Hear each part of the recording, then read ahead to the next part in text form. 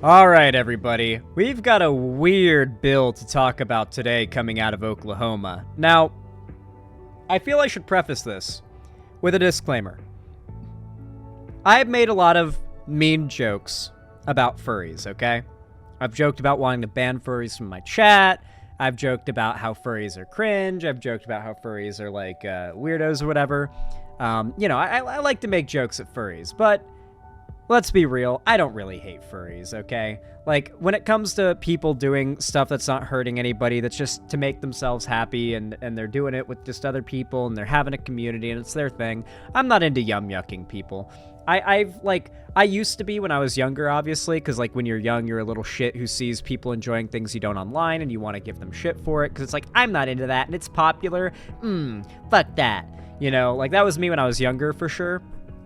But for the most part, when I talk about furries in a negative way, I'm just joking. Some of my best friends are furries, I promise you. I'm not racist against furries. Funnily enough, we even have a furry chat in my Discord server. It's not even a joke. So in all seriousness, I don't really mind furries. We have a furry emote in the chat! Yes, exactly. See, we even have an emote that was made specifically to satiate the furries, okay? And a lot of my viewers here are furries. Which is why, as you can imagine, I have absolutely no support for this bill that, while I have no doubt in my mind is going to get nowhere and is probably just a massive virtue signal, is still pretty jarring to see is being suggested genuinely and unironically. Oklahoma bill would require furries be picked up from school by parents or animal control. Before the 2024 Oklahoma legislative sessions began, thousands of bills will be filed, and most will never come close to becoming law, such as this one. One Oklahoma lawmaker, Representative Justin Humphrey, Republican, decided to file a bill targeting furries, or people in a subculture interested in anthropomorphic animal characters, in Oklahoma schools. Oklahoma House Bill 3084 would ban students who purport to be an imaginary animal or animal species, or who engage in anthropomorphic behavior, commonly referred to as furries, at school, from participating in class and school activities.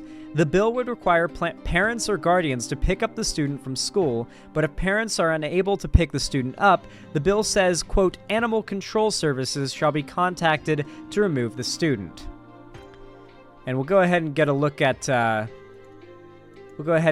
this guy, too. Humphrey has made headlines in recent years in his advocacy of prison reform, capital punishment reform, and rural development.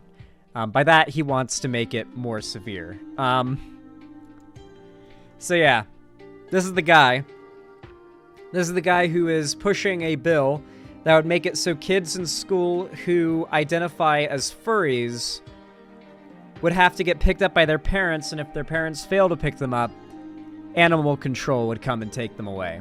He looks like a pedophile. That he does. That he does. I don't like to judge a book by its cover, but he's wearing a bolo tie. That's all you need to know. Anyway. Anyway, listen. I think it's very important that we talk about furry hate.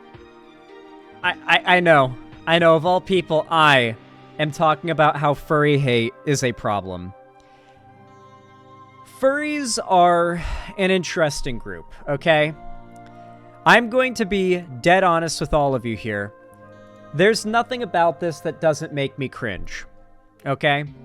I have a visceral cringe response to everything about furry culture, furry fandom, and furry, like, everything.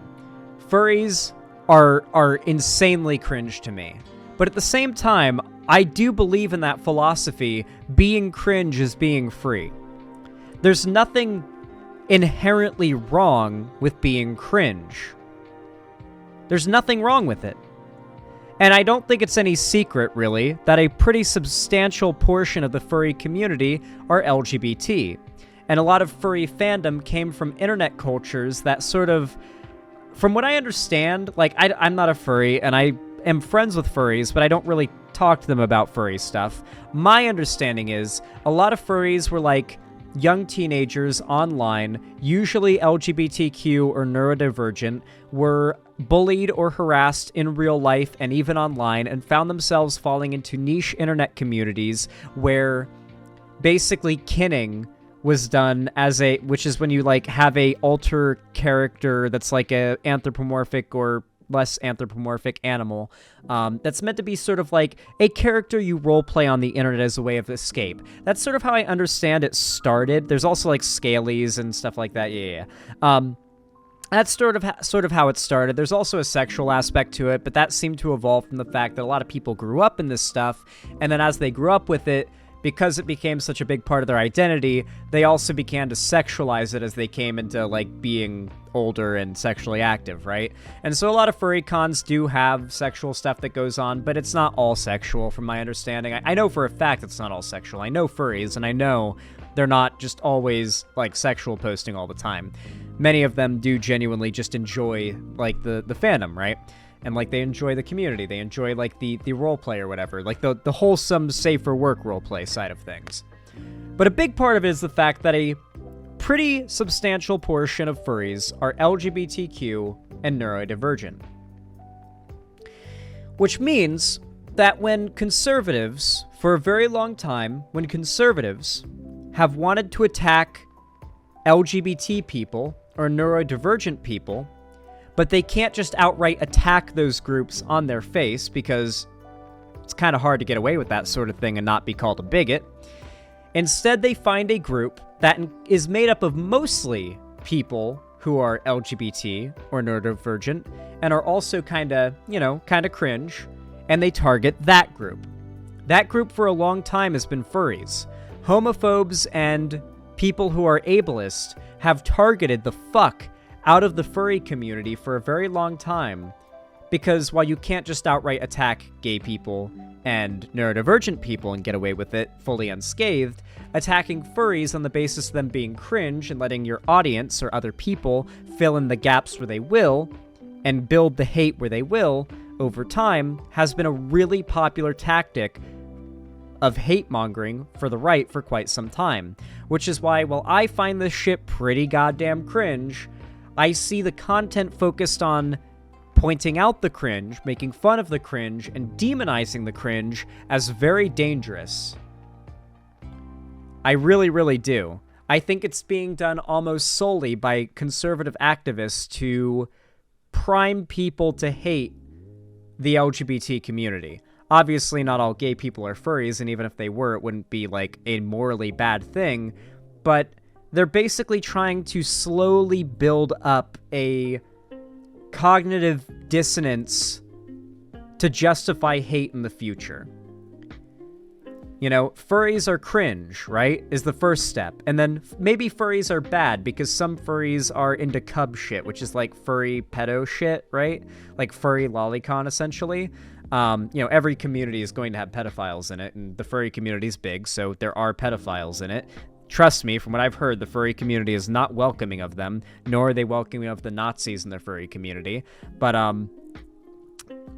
they'll find, examples of furries being into cub stuff, and then all of a sudden, furries have a big pedophilia problem, is an idea that's spread around, even though there's not really a particularly high amount of pedophilia in the furry community, from what I can tell. And then from there, there's the pointing out of the fact that most furries are neurodivergent and or LGBTQ. Just sort of acknowledging that. Just it's a detail that gets mentioned, not really as an argument, just a detail gets mentioned to in the content. And then eventually you get to the point where it's interesting how so many furries are LGBTQ, right? It's almost like maybe there's a pattern there, right? And from there you eventually get to the idea that it's justifiable to say that all furries are or all LGBTQ people are degenerate furry pedophiles, as the conservatives like to say, right? I found that hatred for furries is a really easy, normie tier first step to bigotry. And hating furries itself is such an innocent seeming thing. Anyone outside of the left right now hearing me talk about this, doing steel manning for furries would absolutely make fun of me. Because I'm being very sincere right now, and most people just like to take the piss out of furries. It's a very normie-friendly first step into much more insidious hatred. And I feel like, you know what? I've got a lot of furries in my community, and there is a lot of genuinely fucked up, deranged hate for you guys out there. And I feel like it's about time that I did a segment where I actually did some furry advocacy, you know? What the fuck is steel manning? Straw manning is essentially when you take someone's argument and you represent it extremely dishonestly in a way that makes it sound weaker than the actual argument that the other person made is. That's straw manning. Like, when a conservative says, the left says that everything is racist, that's a straw man, right? A steel man is when you instead take an idea that's not very popular or well-liked, and you try to argue in favor of it. Maybe you even take an idea that's not very well represented on its own, and you try to represent it in a better optics way than those that believe it already are. That's what steel manning is. But, yeah. Anyway, I've actually gotten to the point where I'm starting to think furry hate might be more cringe than furries, which, hey, that's gonna be a big moment for furries, is when the people who hate furries become more cringe than furries themselves. That'll truly be when the cultural tipping point happens, I think.